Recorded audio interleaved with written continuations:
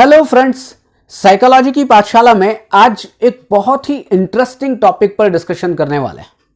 और वो टॉपिक, बल्कि मैं कहूं कि वो शब्द जैसे ही हमारे कानों में पड़ता है, वो कहीं से भी हो, बल्कि साइकोलॉजी की क्लास में ना हो, आप घूम रहे हो तो, आप कहीं पर पढ़ रहे हो तो, आप कुछ भी कर रहे हो, बात कर रहे हो तो, जैसे ही कान में पड़ता है या जैसे ही वो हमारी आंखों के सामने आता है, बहुत सारे वर्कशॉप्स की प्लानिंग हम करने लगते हैं। हम कहीं ना कहीं कंपैरिजन करने लगते हैं, वो अच्छा है, वो खराब है, वो अच्छा है मतलब वो व्यक्ति अच्छा है, वो व्यक्ति खराब है, और उस व्यक्ति से संबंधित है एक शब्द जिसको हम कहते हैं पर्सनालिटी। वो व्यक्ति अच्छा नहीं है बल्कि व्यक्तित्व अच्छा है, वो व्यक्ति खराब नहीं है बल्कि व्यक्तित्व खराब है।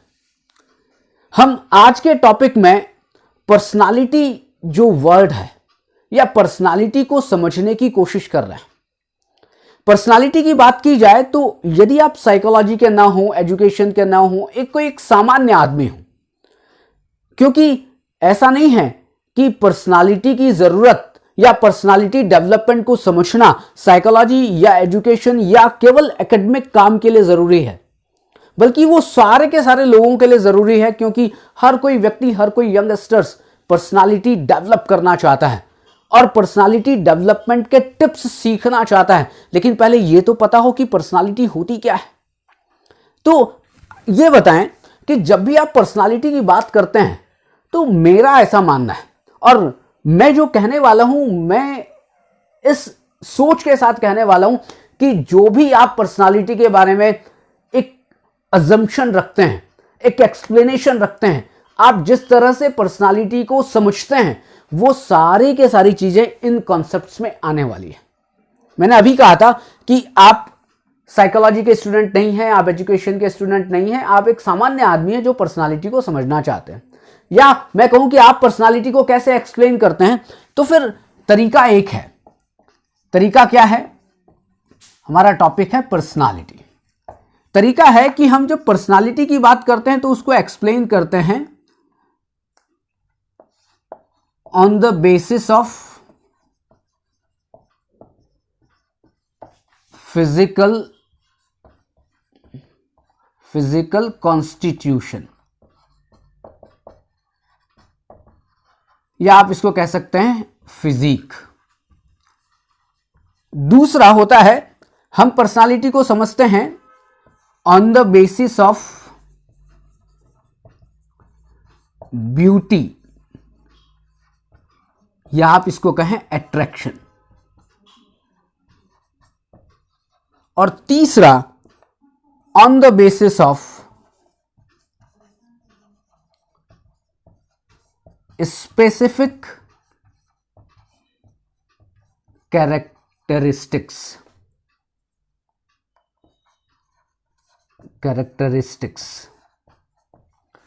अब आप खुद देखें कि जब भी हम पर्सनालिटी को समझते हैं या पर्सनालिटी को एक्सप्लेन करते हैं तो सबसे पहला आता है on the basis of physical constitution और on the basis of physique. Second आता है on the basis of beauty और अट्रैक्शन, और थर्ड आता है on the basis of specific characteristics.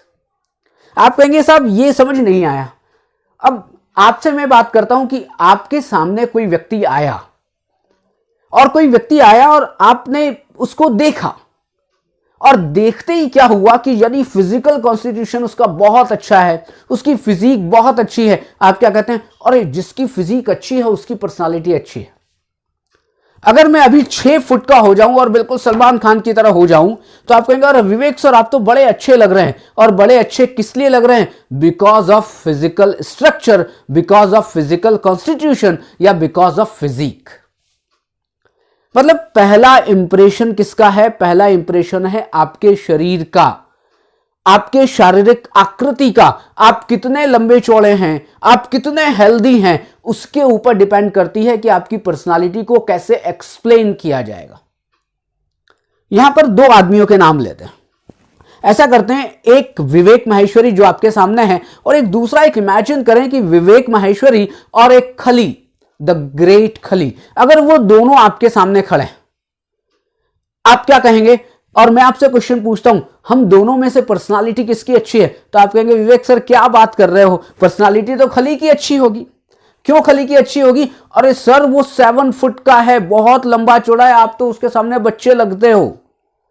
इसका मतलब क्या है कि जैसे ही आपने किसी व्यक्ति के शारीरिक गठन को देखा, किसी व्यक्ति की फिजिक को देखा, और फिजिक के आधार पर आप सबसे पहले व्याख्या करते हैं कि पर्सनालिटी अच्छी है या पर्सनालिटी खराब है।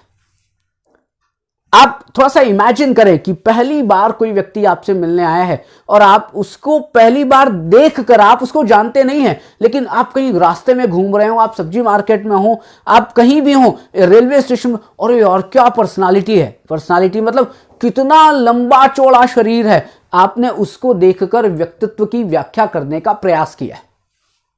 दूसरी तरफ आते हैं। अब आप ये बताएं पहले कि क्या सब आदमी की फिजिक बहुत अच्छी होती है? हर आदमी 6 फुट 7 फुट चौड़ा होता है, या हर आदमी बिल्कुल सलमान खान की तरह होता है? नहीं। तो फिर तो यह होगा कि अगर विवेक की अगर पर्सनालिटी की बात की जाए तो विवेक की पर्सनालिटी तो अच्छी है ही नहीं। अगर और कोई दूसरा आदमी जिसकी फिजिक अच्छी ना हो, जिसका फिजिकल कॉन्स्टिट्यूशन अच्छा ना हो, तो उसकी तो पर्सनालिटी अच्छी है ही नहीं। ऐसा नहीं होता है। आप लेकिन पहला जो इंप्रेशन है वो पड़ता है फिजिक का, और फिजिक के बेस पर आप पर्सनालिटी को एक्सप्लेन करते हैं।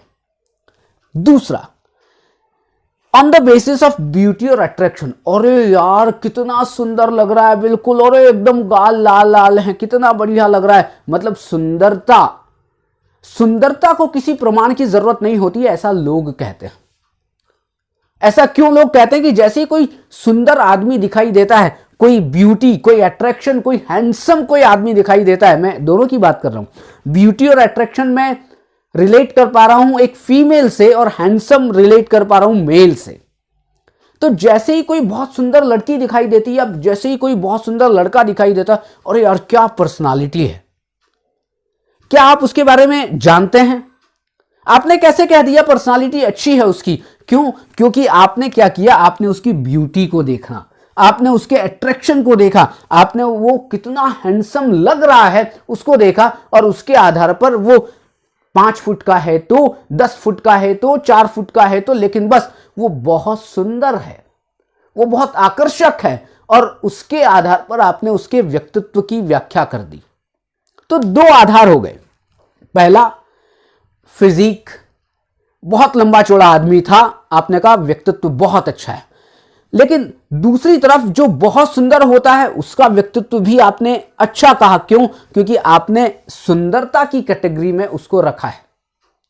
लेकिन अब आपसे क्वेश्चन करता हूं, क्या सारे के सारे लोग बहुत सुंदर होते हैं? क्या सारे के सारे लोगों का फिजिकल कॉन्स्टिट्यूशन या फिजिक बहुत अच्छी होती है? तो फिर तो कहेंगे कि साहब सब लोग सो होते हैं, मतलब ठीक ठीक होते हैं, ना बहुत ज्यादा लंबे चौड़े होते हैं, ना बहुत ज्यादा सुंदर होते हैं। तो फिर तो उनकी पर्सनालिटी कहीं रही नहीं। क्यों? क्योंकि आपने पहला पक्ष क्या रखा? पहला आपने पक्ष रखा कि साहब फिजिक के आधार पर हम पर्सनालिटी को एक्सप्लेन कर रहे हैं, और दूसरा क्या रखा कि जो सुंदर है, जो आकर्षक है, उसके आधार पर हम पर्सनालिटी को एक्सप्लेन कर रहे हैं। लेकिन एक तीसरी कैटेगरी भी है, और तीसरी कैटेगरी के लिए एक मैं नाम लिखता हूं कि जो इस कैटेगरी में भी नहीं है, मतलब फिजिक जिसका अच्छा नहीं है, ब्यूटी और अट्रैक्टिव भी नहीं है, हैंडसम भी नहीं है, लेकिन होता क्या है, कुछ लोगों में कुछ स्पेसिफिक कैरेक्टरिस्टिक्स होती है, कुछ विशेषताएं होती हैं, और उस विशेषता के आधार पर आप उस व्यक्ति के व्यक्तित्व की व्याख्या करते हैं। हो सकता है मैं उसमें एक हूं कि आप कहेंगे अरे विवेक सर आप बड़ा अच्छा पढ़ाते हैं। अब आपने क्या किया, विवेक सर आप अच्छा पढ़ाते हैं मतलब कि आपकी पढ़ाने की जो स्टाइल है उसके आधार पर आपने मेरे व्यक्तित्व की व्याख्या की। आप बहुत अच्छे एग्जाम्पल्स देते हैं, या आप और कुछ आपने मेरी पर्सनालिटी में देखा हो, आपने क्या किया, उसको चुना, उसका सिलेक्शन किया, और सिलेक्शन करके आपने मेरी पर्सनालिटी को एक्सप्लेन किया है। मैं फिजिक की कैटेगरी में नहीं आता हूं, हो सकता है, मैं अट्रैक्शन की कैटेगरी में नहीं आता हूं, हो सकता है, लेकिन हर व्यक्ति एक कैटेगरी में तो आता ही आता है, और उसका नाम है स्पेसिफिक कैरेक्टरिस्टिक्स। दुनिया में जितने भी लोग हैं, पूरे के पूरे लगभग 700 करोड़ लोग जो हैं, वो इस थर्ड वाली कैटेगरी में जरूर आते हैं। लेकिन इस थर्ड कैटेगरी की बात करूं उसके पहले एक नाम लिखते हैं हम लोग यहां पर, और उसका नाम है सचिन तेंदुलकर। अब आप ये बताएं कि सचिन तेंदुलकर का जैसे ही नाम आता है तो क्या आता है, मन में क्या आता है? मन में एक रिस्पेक्ट आती है। आप क्या कहते हैं? सचिन तेंदुलकर नहीं कहते हैं, भारत रत्न सचिन तेंदुलकर। कुछ लोग कहेंगे ग्रेट बैट्समैन सचिन तेंदुलकर। आपने ग्रेट वर्ड क्यों लगाया? क्या बहुत सारे बल्लेबाज नहीं है? क्या वो सारे के सारे ग्रेट हैं? आप सभी के सामने ग्रेट नहीं लगाते। मैं किसी व्यक्ति विशेष का और नाम नहीं लूंगा, लेकिन क्या आप जितने भी क्रिकेटर्स हैं जो बैट्समैन हैं, क्या आप सबके सामने ग्रेट बैट्समैन लगाते हैं? क्या ग्रेट बैट्समैन नाम, ग्रेट बैट्समैन फलाना फलाना नहीं। लेकिन जैसे ही सचिन का नाम आता है तो पूरे ऑल ओवर वर्ल्ड जितने भी लोग क्रिकेट को जानते हैं, क्रिकेट का भगवान है वो, ऐसा मानते हैं। वो ग्रेट बैट्समैन है सचिन तेंदुलकर। आपने ग्रेट वर्ड क्यों लगाया? आपने क्रिकेट का भगवान उसे क्यों कहा? पता है आपको? वो इसलिए क्योंकि आपने क्या, क्रिकेट से संबंधित जो चीजें थी, उसकी जो कैरेक्टरिस्टिक्स थी, आपने उसको पकड़ा। आपने क्रिकेट ग्राउंड में उसका व्यवहार कैसा है, जब वो पेवेलियन में बैठा है तब उसका व्यवहार कैसा है, वो जब दोस्तों के साथ है तो उसका व्यवहार कैसा है, मतलब आपने सब के सब चीजों को रखा और ग्रेट आदमी है भाई साहब। अब आप ये बताएं कि क्या सचिन तेंदुलकर फर्स्ट वाली कैटेगरी में आ सकते हैं? एक जो 14 साल का लड़का था जब सचिन इंडियन टीम में आया, वो 14 साल का था, क्या वो बहुत लंबा चौड़ा था कि नहीं साहब? वो 10 फुट का था, अब खेलते खेलते 4 फुट का हो गया, ऐसा तो नहीं हुआ ना। माफी चाहता हूं, वो बहुत ही महान बल्लेबाज है, लेकिन मैं आपको ये समझाने की कोशिश कर रहा हूं कि फिजिक की कैटेगरी में वो नहीं है। फिजिक के आधार पर आप उसके पर्सनालिटी को एक्सप्लेन नहीं कर रहे हैं। ब्यूटी और अट्रैक्शन, क्या वो 14 साल का लड़का जब 1989 में लगभग आया इंडियन टीम में, क्या वो बहुत सुंदर दिखता था? नहीं दिखता था। जो भी लोग क्रिकेट टीम में आ रहे हैं, देखिए कुछ चीजें क्या है बाद में बदल जाती है, क्योंकि उनको बाद में शोहरत मिलती है, पैसा मिलता है, और कहीं ना कहीं इन्वायरमेंट से कुछ चीजें ऐसी जो पॉजिटिविटी उसको मिलती है, उसके कारण वो सुंदर लगने लग जाते हैं, उसका प्रभाव पड़ता है। आप पर्सनालिटी में आगे पढ़ेंगे कि कैसे इन्वायरमेंटल फैक्टर आपकी पर्सनालिटी को प्रभावित करता है। तो हुआ क्या कि वो बहुत सुंदर भी नहीं है, लेकिन आपने क्या किया, स्पेसिफिक कैरेक्टरिस्टिक्स के बेस पर सचिन तेंदुलकर को आपने एक्सप्लेन किया है, उसको मतलब उसके व्यक्तित्व को, उसकी पर्सनालिटी को। लेकिन इस कैटेगरी में जो थर्ड कैटेगरी है कि we explain the personality on the basis of specific characteristics, उसके लिए आपको उस आदमी को जानना बड़ा जरूरी है। आप उस आदमी को ठीक ढंग से पढ़ें। आपने सचिन को क्यों कहा था? क्योंकि सचिन को आपने ठीक ढंग से पढ़ा था। आप विवेक के बारे में अगर बात करें ये तीसरी कैटेगरी में, तो आपको विवेक को जानना पड़ेगा, आपको विवेक को पढ़ना पड़ेगा कि साहब आपको विवेक की कुछ अच्छी क्वालिटीज को पकड़ना पड़ेगा और उसके आधार पर आप बात करनी पड़ेगी। कहते अरे बड़ा करप्ट आदमी है, बहुत ही डिसऑनेस्ट आदमी है। क्यों है साहब? आपने क्या किया, करप्शन से रिलेटेड जो उसमें चीजें थी वो पकड़ लिया, अरे बेकार आदमी है, बेईमान आदमी है। अब आप क्या कह रहे हैं, आप कुछ स्पेसिफिक कैरेक्टरिस्टिक्स को पकड़ रहे हैं, वो अच्छी भी हो सकती है, वो खराब भी हो सकती है। अच्छी होती है तो आप कहते हैं अरे पर्सनालिटी बहुत अच्छी है, और अगर खराब कैरेक्टरिस्टिक्स आपने पकड़ी है, आपने सेलेक्ट की है, आपने उसमें देखी है, तो आप कहते हैं साहब पर्सनालिटी बेकार है। इन्हीं दो चीजों में बात करते हैं, या पर्सनालिटी अच्छी है या पर्सनालिटी खराब है।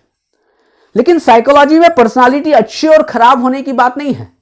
आप जब साइकोलॉजी में या एजुकेशन में पर्सनालिटी को समझने का प्रयास करेंगे तो ऐसा नहीं है कि साहब ये अच्छी पर्सनालिटी, ये खराब पर्सनालिटी। नहीं साहब, पर्सनालिटी तो पर्सनालिटी होती है, उसकी कैरेक्टरिस्टिक्स अलग अलग हो सकती हैं। वो कैरेक्टरिस्टिक्स पॉजिटिव हो सकती हैं, वो कैरेक्टरिस्टिक्स नेगेटिव हो सकती हैं।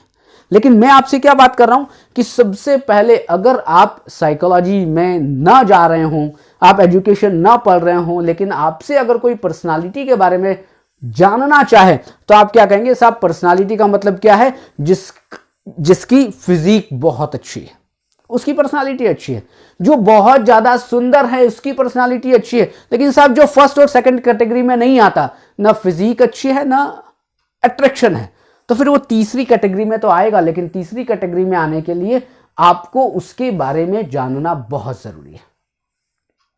तो यही 3 बेस हैं।